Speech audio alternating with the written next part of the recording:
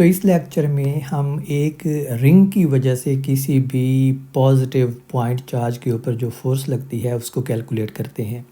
It's also standard problem जो आपके syllabus का हिस्सा होता है और ये लाजमी तौर पे कराया जाता है because these are few standard examples. एक वो जो मैंने लास्ट लेक्चर में की थी जो यूनिफॉर्म लाइन ऑफ चार्ज थी, that was a one dimensional problem. ये जो रिंग ऑफ चार्ज है it's also a one dimensional problem and it's also a standard example जो आपको करवाई जाती है। ये वन डायमेंशनल प्रॉब्लम कैसे है कि अगर फ़र्ज़ करें कि आपके पास ऐसे ही एक लाइन ऑफ चार्ज है, तो आप इसको फ़र्ज़ करें कि ये इलास्टिक की है या फ्लेक्सिबल है, तो आप इस लाइन को मोड़ के इसका ये वाला किनारा और ये वाला जो कॉर्नर है इन दोनों को मिला सकते हैं, तो आपके पास एक रिंग बन जाएगा। तो it's a one dimensional problem. So इसकी कैलकुलेशन भी बिल्कुल उसी तरह होगी जैसे हमने जैसे हमने लाइन ऑफ चार्ज की थी। सिर्फ एक फ़र्क आएगा कि अब आप देख सकते हैं कि हमारे पास जो ये रिंग है, ये जो मैंने ग्रीन कलर में दिखाया है, it lies in this x y plane. और जब भी कोई ऑब्जेक्ट या कोई चीज़ प्लेन में लाई करती है तो हमारे पास दो मेथड होते हैं उसको रिप्रेजेंट करने के, उसके ऊपर मौजूद किसी भी पॉइंट को रिप्रेजेंट करने के। और ये चीज़ें आपको पता होनी चाहिए, इवन जो आप कॉलेज में फ़िज़िक्स पढ़ते हैं उससे ही।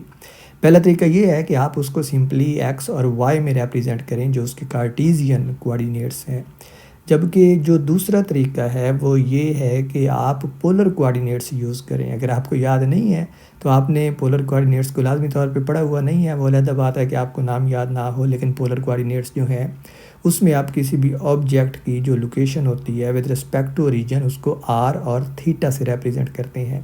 इस बुक में थीटा की जगह जो एंगल है वो फाई यूज़ हुआ है, तो हम फाई की साथ रिप्रेजेंट करेंगे।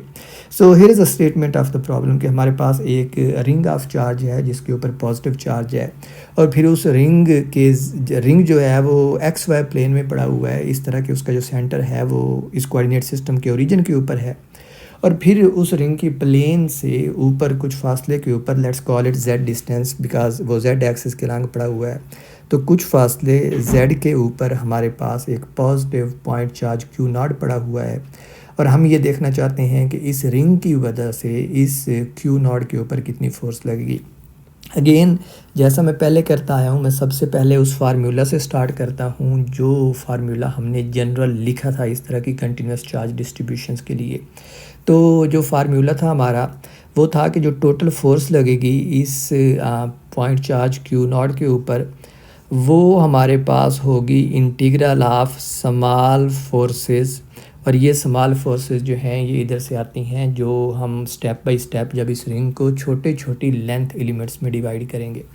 और फिर इस df को आप लिख सकते हैं इंटीग्रल के जो कूलम्ब्स कांस्टेंट है Q0, ये जिस चार्ज के ऊपर फोर्स लग रही है, फिर हमारे पास dq चार्ज था, ये वो चार्ज था जो उस छोटे लेंथ एलिमेंट के ऊपर होता है, divided by r²। So let's again represent this formula step by step in geometric way। Geometric way में रिप्रेजेंट करने का मतलब ये है कि इस रिंग के ऊपर हम दिखाते हैं कि ये dq का क्या मतलब है और r का क्या मतलब है। तो सबसे पहले स्टेप में हम क्या करते थे, इस जो ये हमारे पास रिंग है, लेट मी यूज़ अ डिफरेंट कलर। तो ये जो हमारे पास रिंग है, okay this colour is visible, इसको हम छोटी सी लेंथ में डिवाइड करते हैं। लेट मी एक्चुअली इसको कलर ही कर देने दें। तो ये हमारे पास है एक लेंथ एलिमेंट, ओके। इस लेंथ एलिमेंट को मैं नाम देता हूँ DL का, बिल्कुल जैसे हम पहले करते रहे हैं। और इस लेंथ एलिमेंट के ऊपर जो चार्ज है हमारे पास वो dq है, बिल्कुल जो बेसिक स्टैंडर्ड वे है मैं वही करने लगा हूँ। और ये वही dq है जो यहाँ पे हमारे पास इस फार्मूला में शो अप हो रहा है। और इसकी जो लीनियर चार्ज डेंसिटी है उसको मैंने पहले यहाँ पे रिप्रेजेंट किया हुआ है, तो वो लैम्डा है। और फर्दर आपको लैम्डा और इसका रिलेशन भी पता है, let me actually quickly right it here. तो आपको लैम्डा और dq और dl का रिलेशन भी पता है, और लैम्डा हमारे पास होता है चार्ज पर यूनिट लेंथ। तो इधर से फौरी तौर पे जो आपके पास dq आता है वो लैम्डा dl के इक्वल आ जाता है। तो ये वो dq की वैल्यू है जो हम इस फार्मूला में सब्सटीट्यूट करने वाले हैं। लेकिन ये जो लेंथ एलिमेंट है इसका हमने फासला लेना है सेंटर से। तो अगर हम इसको सेंटर से रिप्रेजेंट करें, let me pick a different colour that would be helpful. Let me actually go with white. तो आप ये देखें कि ये हमारे पास सेंटर से इस लेंथ एलिमेंट का फासला बनता है। And this is very important क्योंकि ये हमारी जो प्रॉब्लम की ज्योमेट्री है, ये जो छोटे छोटे पॉइंट्स हैं ना, उनको क्लियर करेगा। आप देखें कि ये दो लाइन है और इन दोनों लाइन का रेडियस जो है वो आर है, क्योंकि वो सेंटर से इस लेंथ लिमिट तक आ रही हैं। तो let me represent that radius with capital R. और अगर आप देखें तो ये दोनों लाइंस जो है ना, ये आपस में एक छोटा सा एंगल बनाती हैं दरमियान में। हम इस एंगल को डी फाई डिफाइन करते हैं। Late me show it here. तो ये जो स्मॉल एंगल है ना, ये वाला, ये हमारे पास एंगल है डी फाई। ओके, अब हो ये रहा है यहाँ पे कि मैंने एक रिंग आपको यहाँ पे दिखाया है। अभी मैं एक रिंग और भी दिखाऊंगा जब मैं सिमेट्री आर्गूमेंट लूँगा, बट एक रिंग नहीं, एक स्मॉल लेंथ एलिमेंट मैंने आपको दिखाया है। तो अभी मैं एक लेंथ एलिमेंट और भी दिखाऊंगा जब सिमेट्री आर्गूमेंट देने की मुझे ज़रूरत पड़ेगी कि नेट फोर्स जो है वो किस एक्सिस के अलॉन्ग होगी, because that makes our life easier. उसके अलावा आपको पता है कि ये जो पूरा रिंग है इस तरह के छोटे छोटे लेंथ एलिमेंट्स में डिवाइड है, ठीक है। तो जो एक लेंथ एलिमेंट है वो डी फाई एंगल बनाता है। तो अब रिंग जो है वो छोटे छोटे लेंथ एलिमेंट्स से मिलकर बना हुआ है, तो जो पूरा रिंग है वो कितना एंगल बनाएगा, इट्स क्वाइट ऑब्वियस। इसके दो तरीक़ाकार हैं। एक तो है कि ये है कि आप जो टोटल आपके पास एंगल है, लेट्स से फाई, वो क्या होगा, हम सारे लेंथ एलिमेंट्स को सम कर देंगे। इस केस में हम कर रहे हैं उसको इंटीग्रेट। तो टोटल जो है सर्कल का एंगल 0 से 2 पाई तक होता है, ये आपको पता है 2 पाई होता है। तो जब हम डी फाई का इंटीग्रल लेंगे, लेट मी राइट फाई इन समवट रीजनेबल फॉर्म, तो ये हमारे पास आएगा 2 पाई। तो आप देख सकते हैं कि जब हम पूरे रिंग के ऊपर इंटीग्रेट करेंगे, जो फाई की इंटीग्रेशन है वो हमें 2 पाई आंसर देगी। इसको मैंने पहले ही लिख लिया है, but it's gonna show up in our calculation. तो यहाँ से आपको ये क्लियर हो गया कि ये 2 पाई जो है इसका क्या मतलब है, एक चीज़। अब दूसरी अब ये है कि इस स्मॉल लेंथ एलिमेंट की वजह से इस पॉइंट के ऊपर जो जहाँ पे हमारा चार्ज पड़ा हुआ है, ये वाला, इस पॉइंट के ऊपर कितनी फोर्स लगेगी, तो उसको हम रिप्रेजेंट करते हैं। और आपको पता भी है कि उस चीज़ को हम रिप्रेजेंट करते हैं स्मॉल आर से, और ये वो आर है जो यहाँ पे शो अप हो रहा है। तो ये वो आर है, let me arrays this Z. तो ये आर जो है ये इस डायरेक्शन में फोर्स लगाता है, और चूँकि ये स्मॉल लेंथ एलिमेंट है तो जो फोर्स है वो डी एफ है।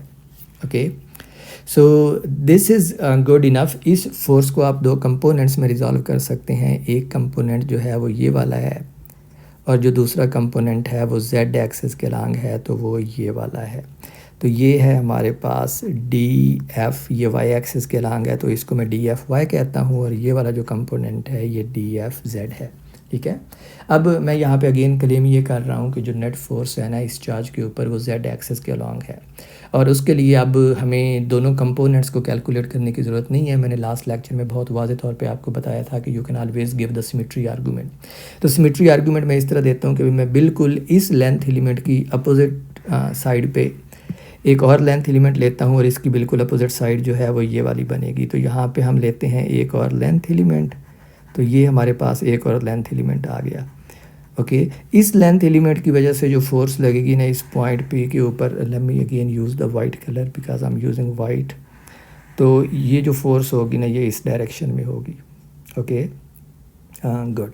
तो ये हमारे पास दूसरे लेंथ एलिमेंट की वजह से फोर्स लग रही है। चूँकि लेंथ एलिमेंट्स की जो लंबाई है वो सेम है, डी एल है, तो जिसका मतलब है उनके ऊपर चार्ज भी सेम है डी क्यू, तो इसका मतलब है जो फोर्स है वो सेम होगी डी एफ।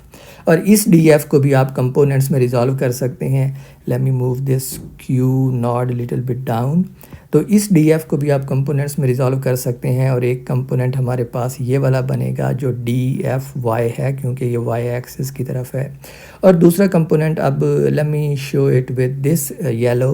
तो दूसरा कंपोनेंट देखें आपका जेड एक्सिस के अलॉन्ग ही आता है। Okay, let me actually then show this entire second component with the yellow colour, ताकि आपको वाज़े हो जाए। तो हमारे पास ये येलो है, ये भी येलो हो गया, और अब आप देख सकते हैं कि जो ये वाला कंपोनेंट है जो पॉजिटिव वाई एक्सिस के अलॉन्ग है, ये मैग्नीट्यूड में सेम है लेकिन डायरेक्शन में इस डी एफ वाई के अपोजिट है। तो ये दोनों कंपोनेंट्स कैंसिल होंगे, which tells us there would be no net force along y axis, in general y axis. और जो जेड एक्सिस के अलॉन्ग कंपोनेंट्स हैं वो दोनों ही देखें, ये वाइट और येलो जो है, yellowish whatever colour it is, ये दोनों ऐड अप हो रहे हैं। तो नेट फोर्स हमारी जो है वो जेड एक्सिस के अलॉन्ग है। और ये सारी चीज़ें जो हैं हम पिछले लेक्चर से देख आए हैं। तो आप देख रहे हैं कि it's very simplified little problem. Let me actually quickly draw these lines here ताकि आपको पता चल जाए कि ये दो जो हैं ये इसकी अपोजिट डायरेक्शन में है, लेंथ एलिमेंट्स जो हैं देखें। ओके तो ये हमारे पास अब सिचुएशन है। तो अब हम ये वाली वैल्यूज़ डी क्यू की जो हमने यहाँ पे निकाली है इस फार्मूला में सब्स्टिट्यूट करते हैं। आर को आप देख सकते हैं, आर हमारे पास ये है, ये वाले जो लेग है। और आप अगर देखें तो हमारे पास ये वाली जो ट्राइंगल है ना, this is a right angle triangle.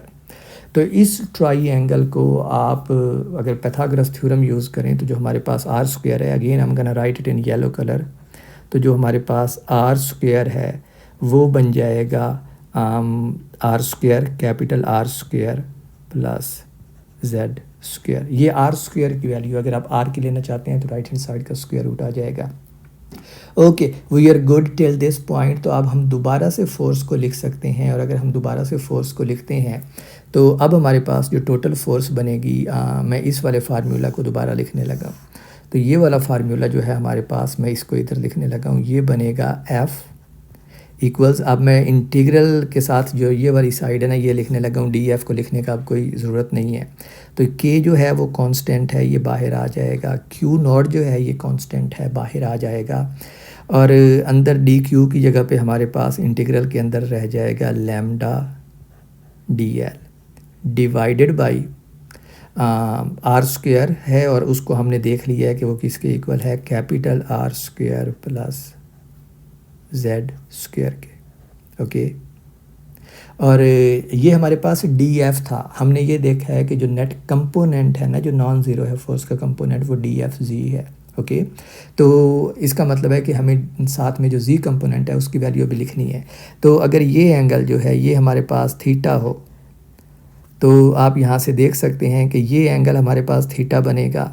Okay ये एंगल थीटा है, ये एंगल थीटा है। तो अब आप देख सकते हैं कि जो क्रॉस एंगल्स हैं वो जो अपोजिट एंगल्स हैं वो सेम होते हैं। तो जो डी एफ जी है ना वो कोसाइन थीटा बनता है। Okay so let me actually right it cosine theta in one step ताकि आप लोग कंफ्यूज ना हो जाएं। तो ये हमारे पास बनता है कोसाइन थीटा। लेकिन अगर आप देखें इस ट्राइंगल से तो जो कोसाइन थीटा है ना वो हमारे पास simply z divide by R बनता है। तो अब मैं इस स्टेप में कोसाइन थीटा को z divide by R substitute करने लगा हूँ नेक्स्ट स्टेप में। तो let me move arrange this y and इस लाइन को थोड़ा सा मैं छोटा कर दूँ और y एक्सिस को मैं लिखता हूँ यहाँ पे ताकि हमारे पास थोड़ा जगह बन जाए। तो ये है मेरा y एक्सिस और अब मैं फोर्स को लिख सकता हूँ F इक्वल्स की क्यू नॉट। और अब मैं लैम्डा को भी इंटीग्रल से बाहर ले रहा हूँ because the charge density is constant.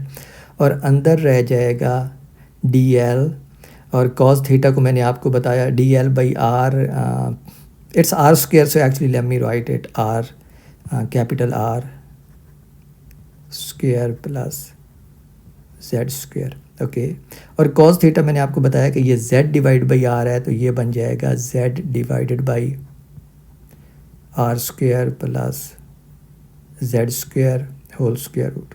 Okay क्योंकि ये आर की वैल्यू है। और अब देखें तो आप डिनोमिनेटर में हमारे पास capital are square plus Z square power 3/2 बन गई है। ऊपर जो है वो जेड कांस्टेंट है, जेड डिस्टेंस जो है वो फिक्स है जिस डिस्टेंस के ऊपर हमने चार्ज को रखा है। तो हमारा जो इंटीग्रल है वो सिर्फ और सिर्फ एल के ऊपर रह जाता है। And this is the interesting thing. अभी जब मैं नेक्स्ट पार्ट में डिस्क को सॉल्व करूंगा तो आप देखेंगे कि हमारे पास इंटीग्रल इतना सिंपल नहीं आएगा, हमें उसको सॉल्व करना पड़ेगा जैसे हमने लास्ट लेक्चर में सॉल्व किया था। लेकिन ring is it's very easy और इसके लिए सिर्फ डी एल के ऊपर जो है ना वो इंटीग्रेशन हो रही है रिंग की लेंथ के ऊपर। ओके और यहाँ पे भी आप दो तरीके से कर सकते हैं। मैं अभी आपको तरीके बताता हूँ। Let me simplify this equation further. तो ये है हमारे पास के क्यू नॉट लैम्डा जी और डिनोमिनेटर वाला सारा फैक्टर भी कांस्टेंट है, तो let me move this up in the numerator, और मैं इसके डिनोमिनेटर में अब लिख सकता हूँ divided by capital R square plus Z square power 3/2। Okay, और साथ में अब हमारे पास जो इंटीग्रल है ना वो सिर्फ और सिर्फ डी एल के ऊपर आ गया, बिकॉज सिर्फ लेंथ है ना उस ऑब्जेक्ट की जिसके ऊपर हम इंटीग्रेट इस रिंग की जिसके ऊपर हम इंटीग्रेट कर रहे हैं। अच्छा, आप चाहें तो पूरी की पूरी लेंथ के ऊपर इंटीग्रेट कर दें। आपको पता है एक रिंग की लेंथ क्या होती है, सिंपली उसका सरकमफेरेंस होता है जो 2πr के बराबर होता है। Okay, these are just different ways of looking at the same problem, और डिफरेंट वेज जो हैं they are just fundamental things जो आप एटलीस्ट मुझे याद है कि ये 9th की मैथमेटिक्स में मौजूद है। तो इस जो पहला है ना सिनेरियो, उसमें आप सिंपली डी एल को इंटीग्रेट कर दें, हमारे पास टोटल लेंथ आ जाएगी, उसको आप कैपिटल एल लिख लें, लेकिन वो कैपिटल एल जो है फिर 2πr के बराबर होती है जब रिंग की फॉर्म में होती है लेंथ। ओके, सरकमफेरेंस के बराबर सर्कल की। दूसरा जो सिनेरियो है वो ये वाला है जो मैंने आपको ये बताया था कि आप फाई के ऊपर इंटीग्रेट करेंगे तो हमारा आंसर 2π आएगा। तो दूसरा जो सीन है वो ये है कि अगर आप देखें तो ये जो मैंने इस प्लेन में दिखाया था आपको, ये हमारे पास जो डी एल है ना, इट्स आर्क लेंथ। आपको याद होगा एक फार्मूला 9th की मैथ में आप पढ़ते हैं S = R थीटा, जो आर्क लेंथ रेडियस सर्कल की आर्क लेंथ रेडियस और एंगल को मिलाता है, उनको देता है। तो यहाँ पे एंगल जो है वो d फाई है और जो आर्क लेंथ है वो dl है, ये वाली हमारे पास। ओके, और रेडियस जो है वो कैपिटल R है। तो आप dl को r/d फाई भी लिख सकते हैं, ठीक है। तो टू वेज़ यहाँ पे मैं इसको लिख दूँ, टू वेज़। जो पहला वे है वो आप सिंपली डी एल को इंटीग्रेट करें, let's say let me use white colour, तो लेट्स से 0 से l तक आप इसको इंटीग्रेट करते हैं और इसकी लेंथ जो है वो l आ जाती है, और अगर लेंथ रिंग की फॉर्म में है तो वो l किसके इक्वल होता है, 2πr के। ओके, आपके पास आंसर 2πr आया। दूसरा जो वे है, let me write it with a different colour, और जो दूसरा वे है उसमें आप यूँ कर सकते हैं कि डी इंटीग्रल डी एल को आप लिख लें इंटीग्रल आर डी फाई। अब आपको पता है कि आर कांस्टेंट और फाई की इंटीग्रेशन ये मैंने आपको पहले ही बता दी है, क्योंकि फाई जो है ये प्लेन के अंदर एंगल है, एक सर्कल का कंप्लीट एंगल है, और सर्कल का कंप्लीट एंगल 360 डिग्री होता है, विच इज़ 2π। ओके, तो हमारे पास ये वाला जो आंसर है, ये वाला भी हमारे पास प्रीसाइजली क्या आता है, 2πr। पॉइंट बीइंग कि ये जो इंटीग्रेशन है ना, ये हमें जो आंसर देती है वो है 2πr। तो ये भी हमारे पास हो जाएगा 2πr। तो इस इंटीग्रेशन का हमारे पास जवाब जो है वो 2πr आता है। तो अब मैं इस फार्मूला को कॉपी करूँ, इस फार्मूला को जिस फोर्स को मैं कैलकुलेट करना चाह रहा हूँ, तो कॉपी, और अब इसको मैं थोड़ा इधर लेफ़्ट पे ले आता हूँ, यहाँ पे पेस्ट करता हूँ। Did I copy it? Yes. तो यहाँ पे इसको मैं पेस्ट करता हूँ, और साथ में हमारे पास जो इंटीग्रल हमने सॉल्व किया है वो किसके इक्वल आया है, 2πr के। चाहें तो आप इसको कैपिटल L भी लिख लें, which is length of the ring, doesn't really matter. Okay, so this is the force, we have calculated it. Again, जैसे लास्ट लेक्चर में मैंने आपके साथ आपको कहा था कि आप चूँकि फोर्स कैलकुलेट कर रही हैं और फोर्स जो है वो चार्जेस को डील करती है, तो it's better to write your answer in terms of charges. Okay, तो अगेन हम वापस जाते हैं लैम्डा की डेफिनेशन के ऊपर। तो लैम्डा की डेफिनेशन जो है हमारे पास वो क्या होती है, lambda equals charge per unit length of the ring. तो यहाँ पे हमारे पास जो चार्ज है वो किसके इक्वल आता है, लैम्डा एल, जिसको हमने 2πr टाइम्स लैम्डा भी लिखा है, क्योंकि लेंथ जो है वो 2πr है। तो 2πr ये वाला फैक्टर टाइम्स लैम्डा को अगर हम क्यू पुट कर दें तो हमारा ये जो फार्मूला है ये वाली शक्ल इख्तियार कर लेगा, F = K Q0 Q Z divided by capital R square plus Z square power 3/2। That's it, this is our answer. तो हमने रिंग को सॉल्व कर लिया। तो इस पॉजिटिव चार्ज Q के ऊपर जो रिंग की प्लेन से जो एक्सिस है जी एक्सिस उसके ऊपर जेड फासले के ऊपर पड़ा हुआ है, उसके ऊपर ये वाली फोर्स लगाता है ring. Okay, this is our answer. अब हम इसका लिमिटिंग केस भी चेक कर सकते हैं, जैसे मैंने कल आपको दिया था आर्ग्यूमेंट कि जब आप किसी चीज़ को बहुत दूर से देख रहे होते हैं तो वो चीज़ आपको छोटी नज़र आती है। इसका मतलब है कि अब अगर हम इस रिंग से बहुत ज़्यादा ऊपर फासले के ऊपर चले जाते हैं तो रिंग भी श्रिंक होकर हमें छोटा सा नज़र आना चाहिए। छोटे से छोटा ये कितना नज़र आ सकता है, पॉइंट चार्ज की तरह नज़र आ सकता है। इसका मतलब है कि अगर मैं ये कंडीशन ले लूँ कि z जो है वो इस रिंग के रेडियस से बहुत ज़्यादा बड़ा है, तो I am gonna test this limiting case कि z is very very greater than radius of the ring. तो इसमें मुझे कूलोम्स लॉ मिलना चाहिए, बिकॉज अगर रिंग जो है अब आप बहुत दूर चले जाएंगे तो रिंग आपको पॉइंट की तरह नज़र आता है, तो पॉइंट जो है पॉइंट चार्ज की वजह से जो फोर्स होती है तो वो तो कूलम्स लॉ से दी जाती है। तो इसका मतलब है कि हमें कूलम्स लॉ वापस मिल जाना चाहिए। तो आप इस फार्मूला में अगर z को सब्सटीट्यूट कर दें कि वो r से बहुत बड़ा है तो आप इसके डिनोमिनेटर को सॉल्व कर सकते हैं। ओके, और डिनोमिनेटर को कैसे सॉल्व कर सकते हैं, late me actually explicitly do it for you. तो ये बन जाएगा f equals k q not q z, और अब डिनोमिनेटर को मैं इस फॉर्म में लिखने लगा हूँ 1 डिवाइडेड बाई, मैं z को बाहर कॉमन लेता हूँ तो z क्यूब कॉमन आएगा और अंदर रह जाएगा 1 plus r square divide by z square whole power 3/2। क्योंकि अगर आप z स्क्वायर को कॉमन लेते हैं ना तो इस होल फैक्टर की पावर 3/2 है, तो पावर भी तो साथ कॉमन आएगी ना, तो वो फिर स्क्वायर की पावर 3/2 जब आप होगी तो 2 कैंसिल आउट हो जाएगा और क्यूब बाहर आएगा। अच्छा, एक आप यहाँ पे शायद ये भी सोच रहे हो कि मैं इसको कॉमन क्यों लेता हूँ, तो उसकी रीज़न ये है कि मैं ये वाली फॉर्म बनाना चाहता हूँ, क्योंकि जो मैं कंडीशन यहाँ पे इम्प्लीमेंट कर रहा हूँ ना वो ये वाली है कि z r से बहुत बड़ा है। ठीक है, अगर z r से बहुत बड़ा है तो मैं इस तरह की कोई फॉर्म चाहता हूँ अपने फार्मूले की, ताकि मैं इस टर्म को, ये जो मैं आपको दिखा रहा हूँ हाईलाइट करके, इस टर्म को इग्नोर कर सकूँ, क्योंकि अब न्यूमरेटर हमारे पास बहुत छोटा है और डिनोमिनेटर बहुत बड़ा है, तो जो आंसर है वो 1 इस 1 के मुकाबले में बहुत छोटा आता है। This points are very important कि आप किसी चीज़ को कैसे इग्नोर कर सकते हैं, under what conditions you can ignore a certain term. तो ये टर्म हम कहते हैं कि ये 1 के मुकाबले में बहुत ज़्यादा छोटी हो जाती है इस कंडीशन में, तो इसलिए इस टर्म को हम इग्नोर कर सकते हैं और फिर 1 रह जाता है तो वो हमारे z क्यूब के साथ मल्टीप्लाई होकर z क्यूब ही बनेगा। तो इस सूरत में हमारे पास ये जो इक्वेशन है ये बन जाती है f equals k q not q z divided by z cube, and behold ये हमारे पास क्या बन गया, f equals k q not q divide by z square which is just the Coulomb's law. Okay, तो इसका मतलब है कि हमने ये जो फार्मूला ड्राइव किया है रिंग की वजह से फोर्स का किसी पॉजिटिव चार्ज के ऊपर, ये सही है। मैंने लास्ट लेक्चर में भी आपको बताया था और मैं फिर से इस बात को अगेन 1 मिनट में रिपीट करता हूँ, because this is very important. This actually makes you a very good physicist, कि आप सोचते कैसे हैं। मैंने आपको ये बताया था कि आपके पास एक लिमिटेड फार्मूला होता है, ओके, फिर आप उस फार्मूला की मोर जनरलाइज्ड फॉर्म ड्राइव करते हैं। जो सबसे पहला स्टेप होता है ना, ये चेक करने के लिए कि क्या आपका फार्मूला, जो आपने नया फार्मूला ड्राइव किया है, वो सही है या नहीं, वो ये होता है कि आप उसको चेक करें कि क्या लिमिटिंग केस में, जैसे यहाँ पे मैंने लिमिट लिया z is very very greater than r, उस लिमिटिंग केस में क्या ये मुझे पुराना फार्मूला देता है जो पहले से मौजूद है और जो सिर्फ कुछ लिमिटेड केसेस के ऊपर अप्लाई होता है। This is very important actually. Let me give you an example.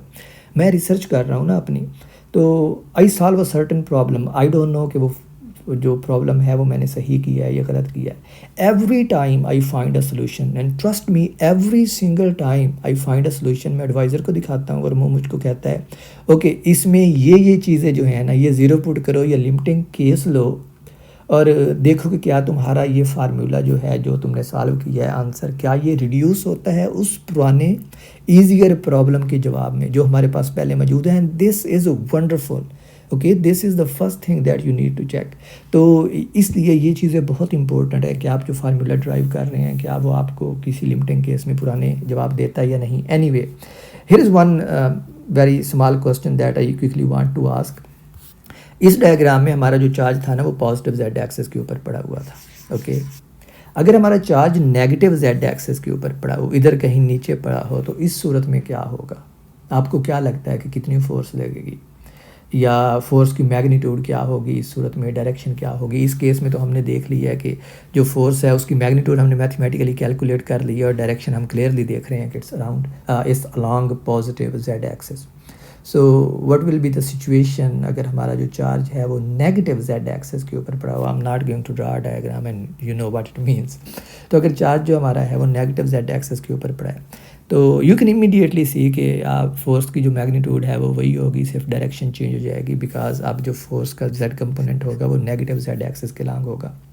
लेकिन बाकी सारे फैक्टर्स जो हैं वो डिस्टेंसेस वगैरह सेम है, तो फोर्स की मैग्नीट्यूड सेम होगी। इसको आप इस फार्मूला से भी देख सकते हैं। ये जो फार्मूला ये वाला वो इस तरह के देखो ना, यहाँ पे जो चार्ज पड़ा था वो पॉजिटिव जी के ऊपर पड़ा था। आप अपने एक फार्मूला में देखें तो हमारे पास एक्चुअली जी डिपेंडेंस आ रही है फोर्स की, न्यूमरेटर में भी और डिनोमिनेटर में भी। तो पहले चार्ज पॉजिटिव जी एक्सिस के ऊपर पड़ा है, अब आप उसको नेगेटिव जी एक्सिस के ऊपर रखना चाहते हैं, जी डिस्टेंस के ऊपर। तो आप सिंपली क्या करेंगे, जेड को माइनस जेड पुट कर देंगे। अगर आप जेड को माइनस जेड पुट करते हैं इस फार्मूला में, तो जो डिनोमिनेटर में जेड स्क्वायर है ये तो आप माइनस का भी स्क्वायर लेंगे तो वो पॉजिटिव ही जवाब देगा। डिनोमिनेटर पे तो कोई फ़र्क नहीं पड़ेगा, न्यूमरेटर में हमारे पास सिर्फ जेड मौजूद है। अगर इसको आप नेगेटिव जेड करेंगे तो क्या होगा, यहाँ पे हमारे पास फोर्स के साथ एक नेगेटिव साइन आएगा, और फोर्स एक वेक्टर क्वांटिटी, और आपको पता है कि जब भी किसी वेक्टर क्वांटिटी के साथ नेगेटिव साइन आता है तो that tells you something about the direction. और इस केस में ये नेगेटिव साइन आपको क्या बता रहा है कि पुरानी वाली फोर्स का पुराने वाली फोर्स का अगर नेगेटिव साइन आया तो इसका मतलब है कि पुरानी फोर्स की अपोजिट डायरेक्शन में हमारी फोर्स है इस केस में। तो पुरानी फोर्स जो थी वो पॉजिटिव जेड एक्सिस के लॉन्ग थी, तो ये वाली जो फोर्स है ये नेगेटिव जेड एक्सिस के along होगी। Now let's solve a bit more complicated. Let's take a disk and try to calculate force on a positive point charge due to that disk. तो यहाँ पे मैंने ये डिस्क बनाने की कोशिश की है। असल में मैंने नकल मारी है, जो डायग्राम मैंने रिंग के लिए बनाई थी ना, उसी डायग्राम को थोड़ा सा मैंने मॉडिफाई किया है, क्योंकि रिंग ही हमारे पास डिस्क बनाता है। डिस्क जो है अगर आप उसको इमेजिन करें तो जो पुरानी डायग्राम थी, फ़र्ज़ करें आप रिंग को अपने माइंड में ले आएँ जिस प्रॉब्लम को अभी हमने सॉल्व किया है। तो अगर हमारे पास मुख्तलिफ रेडियस के रिंग हों, इस तरह के छोटे रेडियस वाला रिंग जो है, जो उससे बड़े रेडियस वाला रिंग है, बिल्कुल उसके अंदर फिट हो जाता है। तो इस तरह हम छोटे से बड़े रेडियस वाले रिंग्स अगर जोड़ते जाएँ तो हमारे पास क्या बन जाएगी, एक डिस्क बन जाएगी। और बिल्कुल एक्चुअली यही मेथड हम यूज़ करने वाले हैं इस डिस्क को सॉल्व करने के लिए, क्योंकि रिंग और डिस्क का फ़र्क सिर्फ इतना है कि जो रिंग है ना, ये रिंग ये सेंटर वाली डायग्राम है, ये सेंटर वाला ये पार्ट एक्चुअली वही है जो भी मैंने किया है, मैंने उसको कॉपी कर लिया वहाँ से। तो जो रिंग है वो सिर्फ ये है कि उसका जो डिस्टेंस है ना, वो सेंटर से, जो इस केस में हमारा ओरिजिन ऑफ कोऑर्डिनेट सिस्टम है, उससे फिक्स्ड होता है, और उस डिस्टेंस को हमने रिंग का रेडियस लिया था। लेकिन जो डिस्क है वो सारी की सारी अंदर से फील्ड होती है, उसका कोई इस तरह हम उसका रेडियस तो होता है जो उसके सेंटर से, डिस्क के सेंटर से उसके कॉर्नर तक जाएगा, लेकिन वो सारी की सारी फील्ड होती है। और फील्ड डिस्क को आप इस तरह इमेजिन कर सकते हैं जैसे हमने बहुत सारे रिंग्स को एक दूसरे के बाहर जोड़ के डिस्क बना दी है, और यही मेथड हम यहाँ पे यूज़ करने वाले हैं। तो ये जो आउटर सर्कल है ना, जो ये वाला सर्कल है, ये हमारे पास डिस्क का जो बैरूनी सरकमफेरेंस है वो है। तो आप इमेजिन करें कि ये जो अंदर वाला पोर्शन है, ये सारे वाला जो है ना, ये फील्ड है। तो अब मैं इस डिस्क की वजह से इस पॉइंट के ऊपर, जो पॉजिटिव जेड एक्सिस के ऊपर एक पॉइंट है यहाँ पे, ये वाला इस पॉइंट के ऊपर, और ये चार्ज है हमारे पास यहाँ पे, तो इस चार्ज के ऊपर फोर्स कैलकुलेट करना चाह रहा हूँ। तो ये है मेरे पास चार्ज क्यू नॉट, इस चार्ज के ऊपर मैं फोर्स कैलकुलेट करना चाहता हूँ इस डिस्क की वजह से। तो मैंने यहाँ पे ये जो अंदर वाला थोड़ा सा थिक सर्कल है, मैंने ये एक रिंग दिखाया है, और मैंने अभी आपको आर्गूमेंट दिया है कि डिस्क जो है वो रिंग्स से मिलके बनी होती है। इस तरह के रेडियस जो है वो इंक्रीज़ हो रहा है स्टेप बाय स्टेप, तो हर अंदर वाला जो रिंग है छोटे रेडियस वाला, वो उससे बड़े रेडियस वाले रिंग के अंदर फिट हो जाता है, तो हमारे पास डिस्क बनती है। तो ये उन रिंग्स में से ये एक रिंग है। और अब आप यहाँ पे देख सकते हैं कि चूँकि हम रिंग्स के बाहर रिंग्स जोड़ते जा रहे हैं, तो इसका मतलब है कि हर रिंग जोड़ने के साथ जो हमारा रेडियस है ना वो इंक्रीज़ होता जा रहा है। इसका मतलब है कि जो पुराने केस में यहाँ पे आप देखें कैपिटल आर जो था ये वाला, ये रेडियस जो था ये कांस्टेंट था। इस केस में जो रेडियस है वो कांस्टेंट नहीं है, बल्कि ये हमारा इंटीग्रेशन का वेरिएबल बनने वाला है। और ये वो चीज़ है जो जब मैं रिंग को सॉल्व कर रहा था तो आपको बताया भी था कि इस केस में ये डिनोमिनेटर सारे का सारा कांस्टेंट है, लेकिन डिस्क के केस में ये कांस्टेंट नहीं होगा और हमें इंटीग्रेट करना पड़ेगा। तो यहाँ पे जो रेडियस है वो कांस्टेंट नहीं होगा, बल्कि हर रिंग के साथ रेडियस जो है वो इंक्रीज़ होता जाएगा। तो अगर अब हमने पूरी डिस्क की कंट्रीब्यूशन लेनी है तो क्या होगा, हमें पूरे के पूरे रेडियस के ऊपर इंटीग्रेट करना पड़ेगा। और जब हम रिंग्स को रेडियस के ऊपर इंटीग्रेट करेंगे तो वो रेडियस 0 से किसी फाइनल वैल्यू कैपिटल आर तक जाएगा और वो हमारे पास एक डिस्क बन जाएगी। तो यहाँ पे मैंने ये एक सेंट्रल रिंग दिखाया है ये वाला, और इस रिंग के लिए बिल्कुल हम वही चीज़ें डिफ़ाइन करते हैं जो हमने ऊपर एक रिंग के लिए की थी। ओके, तो इस रिंग के लिए सबसे पहली जो चीज़ हमने डिफ़ाइन करनी है वो ये है कि let me pick the right colour, कि ये वाला जो डिस्टेंस है ना, अब मैं उसको 2 लाइनों से नहीं दिखा रहा, हमें पता है कि जो प्लेन के अंदर एंगल बनता है टोटल एंगल वो 2 पाई है। ओके, तो ये वाला जो डिस्टेंस है ये इस रिंग का, इस ख़ास रिंग का, ओके, जो रिंग मैं यहाँ पे कंसीडर कर रहा हूँ, ये आपकी चॉइस है कि आप कितने फासले के ऊपर रिंग को कंसीडर करते हैं। तो मैं इस रिंग को r फासले के ऊपर कंसीडर कर रहा हूँ। Oops, let me get that back. तो मैं इस रिंग को r फासले के ऊपर कंसीडर कर रहा हूँ। तो let me actually right it w, क्योंकि r में आपको पता है r हम इस लाइन के लिए यूज़ करने वाले हैं। तो क्या हो रहा है, तो यहाँ पे मैं इसको रिप्रेजेंट करता हूँ w से। ओके, और जो इस रिंग का बिल्कुल जैसे पिछले प्रॉब्लम में रिंग वाले प्रॉब्लम ने हमने किया है, इस चार्ज का जो इस Q से फासला है वो हमारे पास R है और वो फोर्स लगाता है इस डायरेक्शन में। तो ये है हमारे पास DF, ये वाला डिस्टेंस R है, और ये जो रिंग है ना हमारे पास ये वाला, इस रिंग की जो लंबाई है वो DL है, जो चार्ज है इसके ऊपर वो DQ है। ओके, तो अब हमारा जो इंटीग्रेशन वेरिएबल है ना वो W इंटीग्रेशन वेरिएबल है। तो जो सबसे पहली चीज़ हमने करनी है, let me first right the formula, क्योंकि हम हमेशा फार्मूला से स्टार्ट करते हैं। तो हमारा जो फार्मूला है वो बिल्कुल बनेगा इंटीग्रल ऑफ DF, और सिमेट्री से अगेन अब आपको पता चल गया कि जो फोर्स होगी वो z एक्सिस के लॉन्ग होगी, because I can give you symmetric argument. Late me actually give you a symmetric argument. तो दूसरा जो आप लेंगे लेंथ एलिमेंट वो यहाँ पे लेंगे बिल्कुल दूसरी तरफ। ये वाला जो डिस्टेंस है ये भी हमारे पास बनेगा W, और ये वाला जो फासला है ये फासला बनेगा R, ये वाला फासला। ओके, और ये फोर्स बनेगी DF, तो ये वाला बनेगा इसका DFY। जो वाइट फोर्स है जिसको मैंने वाइट कलर में दिखाया है उसका DFY ये वाला बनेगा। बिल्कुल ये सारी रैंक वाली कैलकुलेशन है, सिर्फ एक चीज़ चेंज होगी एंड पे इंटीग्रेशन। और ये हमारे पास वाइट फोर्स का Z कंपोनेंट, और ये जो मैंने येलोइश कलर से दिखाया है उसका Z कंपोनेंट। तो आप देख सकते हैं कि जो नेट फोर्स है ना वो DFZ के अलॉन्ग है। ओके, तो हमारे पास इंटीग्रल जहाँ पे बनेगा सिंपली, अब मैं इसको डायरेक्ट लिखने लगा हूँ, इंटीग्रल बनेगा DFZ, और Z जो है वो कोसाइन थीटा वाला कंपोनेंट है। तो ये हमारे पास अगर मैं इसका फार्मूला लिखूँ तो क्या होगा, K Q not DQ divided by R square, और कोसाइन थीटा है तो मैं उसको लिख लेता हूँ कोसाइन थीटा। मैं एक स्टेप में अब इसको लिखने लगा हूँ, और K late me write it this way, K Q not Q, और कोस थीटा जो है वो Z डिवाइड बाई R है। तो अब हमारे पास ये Z divide by R cube बन जाएगा। नेक्स्ट स्टेप में आपने देखना है कि जो सॉरी ये DQ है, सिर्फ Q नहीं है, so let me write it DQ। Next step में हमने ये देखना है कि जो DQ है वो किसके इक्वल है। Okay, this is the important point, this is a 2 dimensional problem. तो अब हमारे पास सरफेस चार्ज डेंसिटी आएगी। ओके, और surface charge density, let me again use the yellow colour. Surface charge density जो है वो होती है charge DQ divide by DA।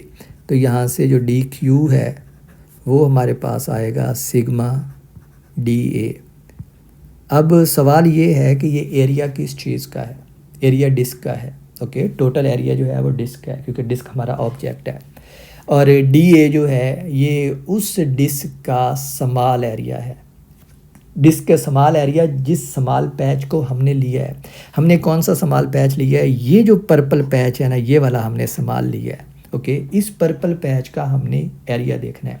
यहाँ पे अभी मैंने आपको पहले वाले प्रॉब्लम में भी बताया कि हमारे पास जो ऑब्जेक्ट है ना, डिस्क है या रिंग है, वो प्लेन के अंदर पड़ा हुआ है और प्लेन के अंदर हम पोलर कोऑर्डिनेट्स भी यूज़ करते हैं। ओके, और पोलर कोऑर्डिनेट्स हमारे पास आर और फाई होते हैं। तो अब सवाल ये है कि पोलर कोऑर्डिनेट्स में हमारे पास जो एरिया एलिमेंट होता है वो क्या होता है? वो होता है हमारे पास R D phi. This is simply जो डी ए है ना हमारे पास, वो होता है हमारे पास आर डी फाई। ओके, तो आप देख लें, जैसे मैंने आपको लास्ट वाले प्रॉब्लम में रिंग वाले में दिखाया था, इसमें नहीं दिखाया, बट अब मैं दिखाने लगा हूँ कि हमारा जो पैच है ना, ये एंगल जो है ना, ये डी फाई बनाता है। तो ये डी फाई आप देख सकते हैं यहाँ पे फार्मूला में आ गया। ये हमारे पास एरिया एलिमेंट होता है in polar coordinates in 2 dimension. Okay, अगर आप यहाँ पे देखें तो आर जो है ये रेडियस होता है। यहाँ पे आर को हमने डिफाइन किया है डब्ल्यू। तो let me set the conventions right या सिंबल्स राइट। तो जो आर है ना, ये हमारे पास है डब्ल्यू, और जो डी आर है वो क्या है हमारे पास? D W. ये थिकनेस है रेडियस के अलॉन्ग रिंग की। और डी फाई जो है ये टोटल एंगल है। डी फाई जो है स्मॉल एंगल है, और टोटल हमारे पास एंगल क्या होता है रिंग का? अगर हमने पूरे रिंग को कवर करना है तो 2 पाई। तो यहाँ पे हमारे पास आ जाएगा डी फाई का इंटीग्रल लेंगे तो फाई बनेगा, और वो 2 पाई होता है। ये वाली चीज़ है जो मैंने आपको ऊपर भी बताई थी, ये वाली। Okay, so it comes in handy. तो हमारे पास अब सिचुएशन ये है कि जो एरिया एलिमेंट है ना डी ए, वो है हमारे पास 2 पाई डब्ल्यू डी डब्ल्यू। और इस फॉर्म में शायद आपको पहले से ही याद आ गया हो कि हाँ जी, इस फॉर्म में हम एरिया एलिमेंट को लिखते होते हैं। तो हमने डी क्यू भी ले लिया है, फाइंड कर लिया है, और डी ए भी फाइंड कर लिया है। ओके, तो अब डी क्यू आ गया हमारे पास, डी ए आ गया, तो इस डी क्यू को हम सब्सटीट्यूट कर सकते हैं इस फार्मूले में। सिर्फ एक चीज़ रहती है आर, और आप देखें तो आर की वैल्यू सेम है हमारे पास। ये जेड डिस्टेंस है। जो बेस है हमारे पास, इस केस में बेस नहीं है, जो रेडियस है रिंग का वो डब्ल्यू है। तो जो आर हमारे पास बनेगा, let me write actually r again in yellow colour. तो जो आर स्क्वायर हमारे पास बनेगा, ये बनेगा डब्ल्यू square plus Z square. Okay, तो अब हमारे पास इस फार्मूला में सब्सटीट्यूट करने के लिए सारी चीज़ें आ गई हैं। तो इस फार्मूला में सब्सटीट्यूट करते हैं तो अगेन वाइट कलर के ऊपर जाते हैं, तो हमारे पास जो फोर्स बनेगी वो बनेगी एफ इक्वल्स में कांस्टेंट फैक्टर्स को इंटीग्रल के बाहर ले रहा हूँ, तो के बाहर आ जाएगा, क्यू नॉट बाहर आ जाएगा, और अंदर रह जाएगा हमारे पास जी भी बाहर आ जाएगा बिकॉज इट्स अ कांस्टेंट, और अंदर रह जाएगा d q divide by r cube. मैं स्टेप बाय स्टेप इस चीज़ को सॉल्व करने लगा हूँ। ये अभी मैंने इसी फार्मूला की ये वाली जो फॉर्म थी ना, उसको सिर्फ कांस्टेंट्स को बाहर लिया है। अब नेक्स्ट स्टेप में हम जो वैल्यूज़ हैं आर की और डी क्यू की वो सब्सटीट्यूट करते हैं। तो ये हमारे पास बनेगा के क्यू नॉट जी, और इंटीग्रल के अंदर हमारे पास आएगा डी क्यू को मैंने लिखा है सिग्मा डी ए, सिग्मा, और डी ए को हमने लिखा है 2 पाई डब्ल्यू डी डब्ल्यू, और आर की वैल्यू हमने फाइंड की है, ये हमारे पास आई है W square plus Z square, W square plus Z square, और पावर जो है वो क्या हमारे पास आ जाएगी 3/2। लेट मी सी कि 3/2 कहाँ पे होनी थी। ओके, तो ये आर क्यूब है, और आर की वैल्यू जो है वो आपको देख सकते हैं। लेट मी एक्चुअली, ये है आर की वैल्यू, यहाँ से आती है, तो मैंने यहाँ पे आर स्क्वायर की लिखी हुई है। अगर आप आर की लेंगे तो वो डब्ल्यू square plus Z square whole square root बनेगा, और होल स्क्वायर रूट का आप क्यूब लेंगे तो पावर 3/2 बन जाएगी, and this is the power 3/2। Okay, अब इंटीग्रल के अंदर से ये 2 पाई सिग्मा का फैक्टर भी कांस्टेंट है। तो इंटीग्रेशन पे जाने से पहले मैं इस फैक्टर को भी बाहर कॉमन लेता हूँ, तो ये बन जाएगा, आप ज़रा देखते जाएं, 2 पाई सिग्मा के क्यू नॉट जेड, और अब हमारे पास इंटीग्रल के अंदर रह जाएगा W D W divide by W square plus Z power 3/2। तो अब हमने इस इंटीग्रल को सॉल्व करना है। और अब इसमें कोई शक नहीं है कि ये इंटीग्रल हम लास्ट लेक्चर में कर चुके हैं। आपको अब कम से कम इतना तो पता चल जाना चाहिए ना, ये वही इंटीग्रल है कि हमारे पास फंक्शन मल्टीप्लाइड बाई उसका डेरिवेटिव है। ठीक है, तो जब फंक्शन मल्टीप्लाइड बाई उसका डेरिवेटिव होता है तो हम क्या करते हैं, सिंपली फंक्शन पावर n+1, मतलब फंक्शन की जो भी पावर होती है उसमें +1 कर देते हैं और डिनोमिनेटर में भी वही आ जाता है। Let me actually explicitly right it for you. और फर्स्ट मैं ये जो फैक्टर है ना 2 का, इसको इंटीग्रल के अंदर ही लेके जाने लगा हूँ। क्यों? क्योंकि ये हमारे पास जब हम इसको इंटीग्रल के अंदर लेके जाएंगे तो ये हमारे पास डेरिवेटिव बन जाएगा इसका। तो मैं अब फंक्शन को डिफ़ाइन करने लगा हूँ। अब ज़रा थोड़ा हम इधर लेफ़्ट पे आ जाते हैं। तो मैं फंक्शन को डिफ़ाइन करने लगा हूँ। चूँकि हमारा फंक्शन जो है वो w का है तो हम लिखते हैं f ऑफ w, ये हमारा फंक्शन है। तो इसको हम लेते हैं w² प्लस z², ये फंक्शन है।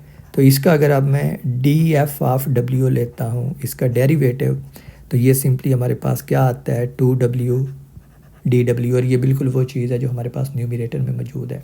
तो अब इस इंटीग्रल को मैं थोड़ी सी मुख्तलिफ फॉर्म में लिखता हूँ और मैं अब इधर से इसको कॉपी करता हूँ because I am being lazy. तो हम इसको करते हैं इधर से कॉपी और यहाँ पे करते हैं पेस्ट। तो जो फोर्स है ना इधर करते हैं ताकि ये इक्वल्स के नीचे इक्वल्स आए। तो जो हमारे पास फोर्स है अब ये बन जाएगी, इसको अब मैं इस फॉर्म में लिखने लगा हूँ थोड़ा सा मुख्तलिफ, और वो थोड़ी सी मुख्तलिफ फॉर्म ये है कि इसको हम करते हैं थोड़ा सा डिस्प्लेस टुवर्ड्स राइट, इसको इधर ले जाते हैं, ये जो लाइन है इसको अरेज करते हैं और इसको ले जाते हैं ऊपर न्यूमरेटर में। तो अब ये बन जाएगी पावर -3/2। ओके, आपको समझ आ गया ना कि मैंने क्या किया। तो अब हमारे पास ये है, हमारे पास f of w, f power n of w, और साथ में है इसके क्या है हमारे पास dw। तो ये है अब हमारे पास ये वाला फैक्टर जो मैंने आपको इस लाइन में दिखाया है। Let me actually put it under some colour. तो ये let's not use this colour, let's use the colour जो हम बॉक्सिंग के लिए यूज़ कर रहे हैं। तो ये वाला फैक्टर यहाँ पे बन जाता है। तो इसका इंटीग्रल हमारे पास क्या होता है, let me right the integral. इसका इंटीग्रल हमारे पास होता है इसका जब आप इंटीग्रल लेंगे तो ये हमारे पास बनता है f power n+1 of w divided by n+1, और यहाँ पे जो n है ये किसके इक्वल है -3/2 के। एनीवे मैंने इसको फुल डिटेल में आपको कर दिया है, लेकिन यही चीज़ मैंने लास्ट लेक्चर में भी बहुत डिटेल में की थी, बेसिक थिंग्स जो आप कॉलेज की कैलकुलस में पढ़ के आए हैं। तो इस तरह हमारा जो ये वाला इंटीग्रल है ना अब ये बन जाएगा। सिंपली इसको मैं कॉपी करके ही नीचे ले आता हूँ प्री फैक्टर को, और इंटीग्रल को साथ में लिख देते हैं। तो ये है हमारा प्री फैक्टर कॉपी। तो इसको अब हम करते हैं यहाँ पे पेस्ट, और साथ में अब इंटीग्रल जब हम कंप्यूट करेंगे तो ये हमारे पास बनेगा w² plus z² power -3/2 plus 1 divided by -3/2 plus 1, और इसकी लिमिट्स हैं, और लिमिट्स हमारी हैं 0 से r तक, जिसको मैं पहले ही एक्सप्लेन कर चुका हूँ कि हमारा जो डिस्क है ना वो चूँकि हमने रिंग्स को जोड़ जोड़ के बनाई है तो वो 0 से r तक जाता है, क्योंकि रेडियस हर रिंग के साथ इंक्रीज़ हो रहा है। तो इसको थोड़ा सा सिंप्लीफाई कर लें। ये जो हमारे पास डिनोमिनेटर है ये बनेगा -1/2, और ये जो पावर है इसकी ये भी बनेगी -1/2, जिसको आप डिनोमिनेटर में ला के +1/2 यानी स्क्वायर रूट लिख सकते हैं। तो आप ये काम करें तो ये हमारे पास बन जाएगा, ये डिनोमिनेटर वाला -1/2 बन जाएगा -2 pi sigma k q0 z, और ये एक स्टेप में मैं इसको लिख लेता हूँ। ये मेरे पास बन जाएगा w² plus z² whole square root, क्योंकि ये पावर -1/2 बनती है तो वो ये बनेगा। और इसकी जो लिमिट है वो 0 से r तक जो डिस्क का रेडियस है। और अब अगर आप ये लिमिट पुट करते हैं तो हमारी जो इस फोर्स की फॉर्म है वो आती है माइनस अब चला जाएगा, मैं इसको अंदर जम कर देता हूँ इस लिमिट्स के। तो ये बन जाएगा 2 pi sigma k q0 z into 1 divided by 1 divided by z minus 1 divided by r square plus z square, r square plus z square whole square root. तो ये हमारी फोर्स बनी है। एक स्टेप में अगेन जैसे मैं पहले डिफ़ाइन करता रहा हूँ कि हमारे पास जो सिग्मा है वो क्या होता है, चार्ज पर यूनिट एरिया। तो यहाँ से हमारे पास जो चार्ज है वो किसके इक्वल आ जाएगा, सिग्मा ए के, और ये बनेगा सिग्मा इनटू एरिया जो है वो हमारे पास होता है पाई आर स्क्वायर, जो डिस्क का एरिया है। तो ये हमारे पास बन जाएगा पाई आर स्क्वायर, जो डिस्क का टोटल एरिया है। तो आप ये वाले फैक्टर जो हैं यहाँ पे ला सकते हैं इस इक्वेशन में। तो मुझे सिग्मा के साथ पाई आर स्क्वायर चाहिए, तो मैं ये जो बाहर वाली है ना ये वाली टर्म, इसको आर स्क्वायर से मल्टीप्लाई भी कर देता हूँ और डिवाइड भी। जो मल्टीप्लाई करूँगा आर स्क्वायर वो इस पाई के साथ मिलके और इस सिग्मा के साथ मिलके चार्ज बन जाएगा, और जो डिवाइड करूँगा वो आर स्क्वायर वैसे ही आ जाएगा। तो ये फोर्स मेरे पास बन जाएगी 2 के क्यू, अब sigma into pi r square की जगह पे क्यू आ गया है, q naught g divided by r square into, मैं यहाँ से ना इसमें से ये जो जी है ना इसको कॉमन लेने लगा हूँ। तो ये जी बाहर कॉमन लूँगा तो ये इस जी के साथ कैंसिल आउट हो जाएगा। तो ये जी भी मैं ख़त्म करने लगा हूँ यहाँ पे। तो अंदर मेरे पास रह जाएगा अब 1 माइनस दूसरी टर्म में जी नहीं है तो न्यूमरेटर में हमारे पास जी आ जाएगा, और ये बन जाएगा are square plus Z square whole square root. And this is your final form of force. This is the force जो ये डिस्क लगाती है इस पॉइंट चार्ज के ऊपर जो जेड एक्सिस के ऊपर पड़ा हुआ है। तो हमने फोर्स कैलकुलेट कर लिया। This is the answer in terms of charge, this is the answer in terms of charge density. तो ये दोनों आंसर्स जो हैं ये ठीक हैं, आपकी मर्ज़ी है आप जिस फॉर्म में लिखें, बट ये जो सेकंड वाला है of course it's preferred because हम फोर्सेस की बात कर रहे हैं तो हमें हमारे पास राइट साइड पे चार्जेस होने चाहिए। अगेन क्विकली वही 2 सवाल उठाते हैं जो हमने पहले भी उठाए हैं रिंग के केस में। पहला कि अगर जो z है वो r के मुकाबले में बहुत ज़्यादा है तो हमारे पास आंसर क्या होना चाहिए, और अब आपको पता है आर्गूमेंट देने की ज़रूरत नहीं है कि आंसर कूलम्स लॉ होना चाहिए। तो एक हमने ये शो करना है कि अगर मैं z को r के मुकाबले में बहुत ज़्यादा कर देता हूँ तो मेरे पास आंसर कूलम लॉ आना चाहिए। दूसरा ये है कि अगर मैं चार्ज को पॉजिटिव z एक्सिस की बजाय नेगेटिव z एक्सिस के ऊपर रख दूँ तो फिर मेरे पास जो फोर्स है वो क्या आनी चाहिए। तो अगर मैं z एक्सिस की बजाय उसको नेगेटिव z एक्सिस के ऊपर रख देता हूँ तो इट्स क्वाइट ऑब्वियस कि हमारे पास जो फोर्स है, बाय द वे फोर्स किस डायरेक्शन में आएगी एक लम्हे के लिए आप यहाँ पे वीडियो रोक के सोचें ज़रा। बल्कि इनफैक्ट मैंने आपको रिंग का बताया, इसका आप आंसर खुद देखें। मैंने आपको, अगर आपको भूल गया है तो आप वापस जाएं रिंग वाली बात सुने कि रिंग को मैंने कैसे आर्ग्यू किया था। 2 तरीक़ों से मैंने इसको इंट्यूटिवली भी आर्ग्यू किया था और मैथमेटिकली भी बताया था। आपके पास इसका भी मैथमेटिकल फार्मूला आ गया, तो आप ज़रा इस फार्मूले को देखें और सोचें कि अगर मैं पॉजिटिव चार्ज जो है उसको पॉजिटिव जेड एक्सिस की बजाय नेगेटिव जेड एक्सिस के ऊपर रख देता हूँ तो फिर जो फोर्स है वो कितनी होगी मैग्नीट्यूड में और उसकी डायरेक्शन क्या होगी। जो दूसरा आंसर है लिमिटिंग केस वाला, फॉर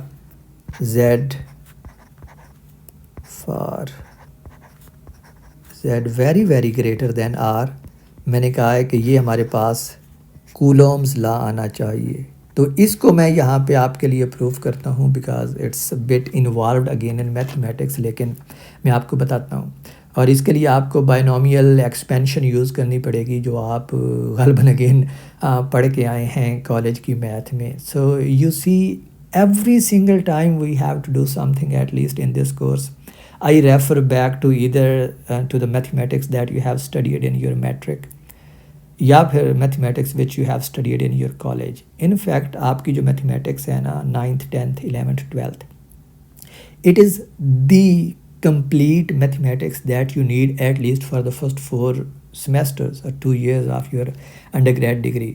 तो अगर आप वही अच्छे तरीके से समझ लें तो you have everything basic covered. उसके बाद फिर आप जो फर्दर कुछ मैथमेटिक्स रिक्वायर्ड होगी वो आप पढ़ सकते हैं, लेकिन this is essential, you should actually know this to do this things anyway.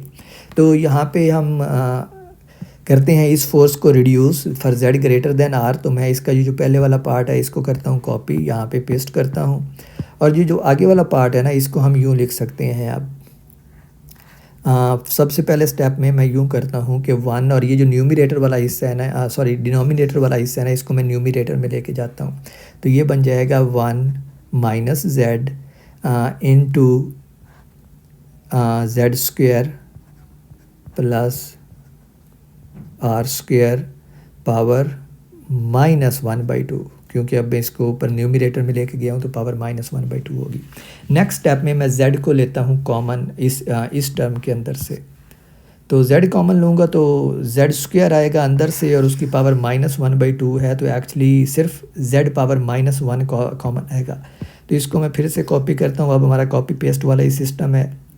तो मैं कह ये रहा हूँ कि मैं इस पार्ट में से z स्क्वेयर को कॉमन ले रहा हूँ, लेकिन z स्क्वेयर को कॉमन लेता हूँ तो ये पावर -1/2 भी साथ आएगी और स्क्वेयर कैंसिल हो जाएगा, तो सिर्फ z पावर -1 कॉमन आएगा, which means 1 divided by z। तो वो अब मैं यहाँ पे इसको अरेज करके लिखने लगा हूँ। तो ये z पहले बाहर मौजूद है, z पावर -1 हमारे पास, या 1 डिवाइडेड बाई z। सो इसको मैं z 1 डिवाइड बाई लिख देता हूँ, और अंदर रह जाएगा 1 plus r square by z square. अब आपको अगेन समझ आ गई होगी कि मेरा इस तरह इस z को कॉमन लेने का मकसद क्या था। ये पावर इसकी है -1/2। आपको याद है लास्ट जब मैं रिंग कर रहा था तो मैंने ऐसी ही अप्रॉक्सीमेशन ली थी और मैंने बताया था कि आप, चूँकि r बहुत कम है z के मुकाबले में, तो आप पहले r डिवाइड बाई z वाली टर्म बनाते हैं और फिर उसके बाद आप आर्ग्यू करते हैं कि r square divide by z square 1 के मुकाबले में बहुत कम है, तो हम इसको इग्नोर कर सकते हैं। You are going to do the same thing. तो अब हम यहाँ पे लगा सकते हैं बायनॉमियल एक्सपेंशन, और बायनॉमियल एक्सपेंशन जो है वो हमारे पास इस फॉर्म की होती है कि अगर हमारे पास 1 प्लस एक्स पावर n है तो इसको आप लिख सकते हैं 1 plus nx plus other terms जिनको आप इग्नोर कर सकते हैं।